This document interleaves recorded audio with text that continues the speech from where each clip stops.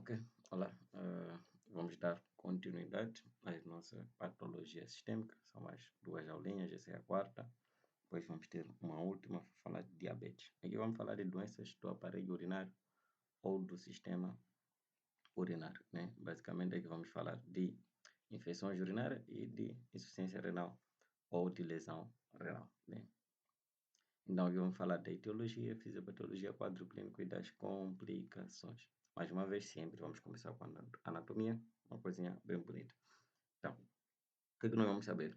Sabemos aqui que o sistema é um conjunto de órgãos. Então, esse é o sistema urinário. Então, conjunto de órgãos que produzem e eliminam xixi. Aqui a única função é produzir e eliminar a urina. Então, temos que ter órgãos que vão produzir a urina e órgãos que vão eliminar a urina. Então, temos dois órgãozinhos chamados de rins que produzem a urina, né? Eles vão produzir, e temos dois órgãos e temos outros três órgãos por onde o xixi vai passar, ou a urina vai passar, até ser eliminada para o exterior. E são os ureteres que vão transportar a urina dos rins até a bexiga, que é um sacozinho, uma sacola, por onde a urina vai ficar armazenada até o momento em que vai ser eliminada para o exterior através de um órgão chamado de uretra. Aqui tem um pouco da descrição. Os rins produzem a urina, os ureteres garantem que a urina,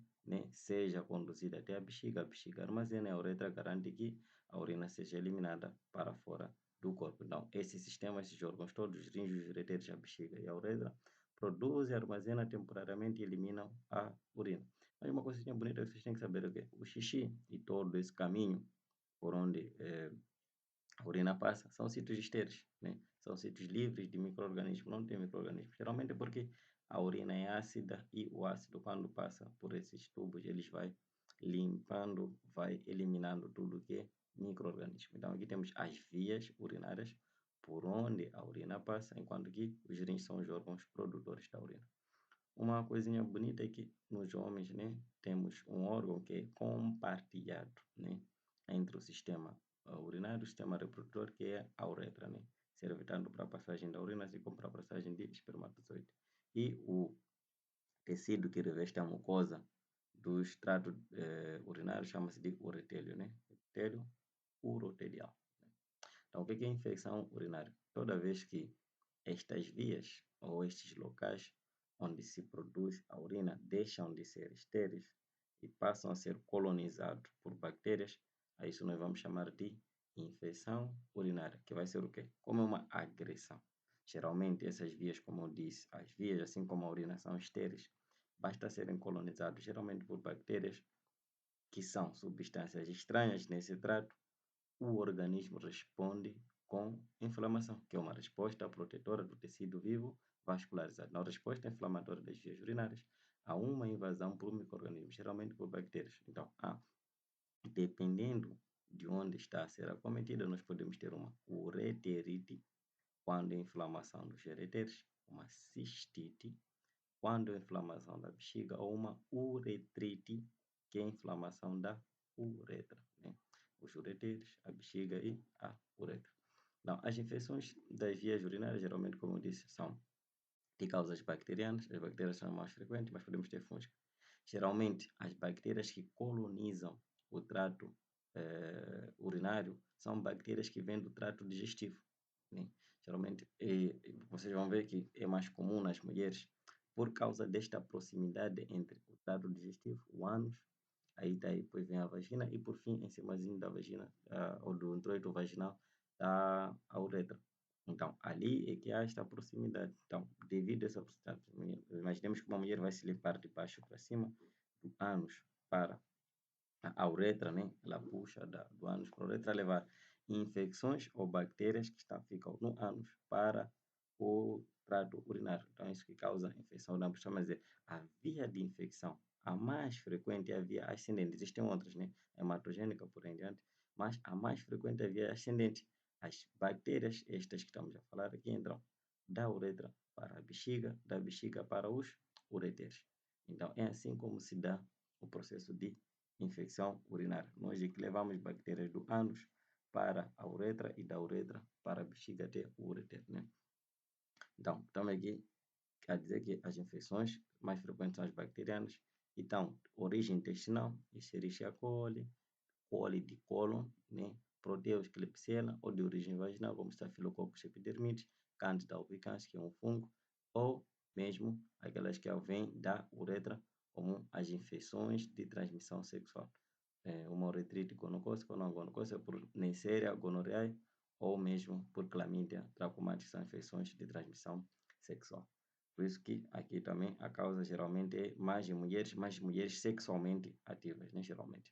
Os sinais e sintomas dependem da região que estiver a ser afetada. Aqui estão mais descritas as infecções urinárias baixas, da bexiga e da uretra, né? Cistite e uretrite. Sinais e sintomas. Se for uma cistite na bexiga, geralmente é dor na região da bexiga, que é suprapúbica, ou dor no baixo ventre, disúria, dor que é dor a urinar, ou laquúria, aumento do número de vezes em que a pessoa vai fazendo xixi, mesmo vai fazer xixi, porém em poucas quantidades, não, aumento do número de vezes. Então, é muitas vezes vai fazer xixi, mas em poucas quantidades, que é quase similar ao tenesmo que nós vimos lá quando falamos das diarreias, né? Então, o paciente tem dor suprapúbica, dor a urinar, aumento da frequência urinária, urgência miccional e algumas situações hematúria, que é a presença de sangue na urina. Já em situações em que há uma uretrite, a secreção da uretra é purulenta, né? Geralmente com dor a urinar, tem comichão a nível da uretra, prurido uretral, tem hematúria, que é sangue na urina, ou hemospermia, se for homem. Geralmente as relações sexuais ou ejaculação é dolorosa, né? E fala-se mais uma situação do homem. As complicações é que essa inflamação, se for crônica, pode fazer uma metaplasia escamosa e cursar com um cancro da bexiga. A hematúria pode levar a uma anemia, haver uma cicatrização na uretra, porque o processo de inflamação crônica leva à resolução que é a cicatrização, ou essas bactérias invadirem o sangue e darem uma sepsis, né? Ok, depois vamos falar da insuficiência renal. Qual é a função dos rins? Os rins produzem urina. Quando não se produz urina, dissemos que o rim é incapaz de desempenhar aquilo que é sua função. Por que se produz urina? Produz-se urina para poder eliminar substâncias estranhas do sangue. Então, essas substâncias estranhas vão se acumular no sangue porque nós estamos a produzir urina. Então, isso aqui. Quando tem insuficiência renal, distúrbio onde os rins não conseguem retirar da corrente sanguínea os produtos do metabolismo irregular, homeostasia dos líquidos, eletrólitos do pH, né? Mas dizer que o rim não consegue fazer a sua função de produzir xixi, e nesse processo de produzir xixi quer tirar sujidades do corpo, né? Geralmente a causa básica é uma doença no próprio rim, distúrbios sistêmicos, como diminuição da quantidade de sangue, a anormalidades urológicas, nenhuma obstrução no fluxo de saída da urina e que não afetam diretamente os rins, né? Pode ser aguda ou pode ser crônica, né? Uma lesão renal aguda tem início súbito, é uma coisa de repente, mas tem esta particularidade que é potencialmente reversível. Já uma doença renal crônica não é reversível, né? É um distúrbio gradual, progressivo, porém irrecuperável de uma destruição dos rins. Então vamos começar com uma lesão renal aguda, uma lesão que é causada por condições que provocam a perda aguda da função renal. Qual é a perda? Qual é a função? A função do rim é produzir xixi, né? Então, quantos tipos de lesão? Dependendo da causa, nós podemos ter uma lesão renal aguda pré-renal. Por exemplo, assim, o rim precisa produzir xixi, mas produz xixi quando chega sangue. Toda a condição que vai diminuir o fluxo de sangue para o rim, vamos chamar isso de lesão renal pré-renal. Por exemplo, alguém que teve diarreia, vômito, que esteve em desidratação, como nós vimos quando falamos da diarreia, uma das principais complicações é desidratação. Essa desidratação leva à lesão renal aguda, porque diminui o fluxo de sangue para os rins. Mas também o sangue até poderia chegar, porém o rim não estar a funcionar devidamente, o que chamamos de lesão renal aguda do tipo intrarenal ou intrínseca, onde há lesão das estruturas do próprio rim. Mas também poderia ser que chega bom sangue, o rim está bom, porém, para podermos retirar a urina até chegar ao exterior, haja uma obstrução. Então, se houver uma obstrução para podermos tirar xixi, não teremos também como fazer xixi. Então, é aquilo que chama de dizer, é a incapacidade de produzir e eliminar a urina. Isso que se chama de insuficiência renal ou lesão renal aguda, porque os rins, ou a função do sistema urinário, é produzir, armazenar temporariamente e eliminar a urina. Quando não se consegue produzir, armazenar e eliminar a urina, aí chamamos de lesão renal. Então, essas são as causas, né? Causas pré-renais, se diminuímos o volume de sangue ou reduzimos o enchimento vascular e por aí em diante. Causas intrarenais, causas pós-renais. Pós-renais são por obstrução, que são aquelas de fácil resolução. Então, perdão, se tirarmos a obstrução dos ureteres, obstrução da bexiga, obstrução da uretra, se removermos essas obstruções, geralmente temos a resolução do problema.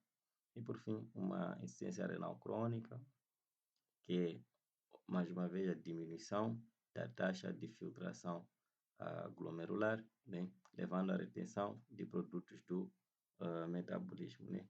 Então, basicamente isso, né, quadro clínico, antecedentes, tem poliúria, noctúria, hipertensão arterial, edemas, cólicas renais. Outros sintomas, anorexia, náuseas, letargia, que é diminuição de força, uma pessoa letárgica, sem força, apática, convulsões, ou alguns sinais como a diurese diminuída ou ligúria e anúria, né? Diminuição do volume de urina, a pessoa urina menos de 400 mililitros, aqui a pessoa urina menos de 100 mililitros por dia. Complicações, desidratação e doença renal crônica, né? Basicamente é o que acontece. Muito obrigado e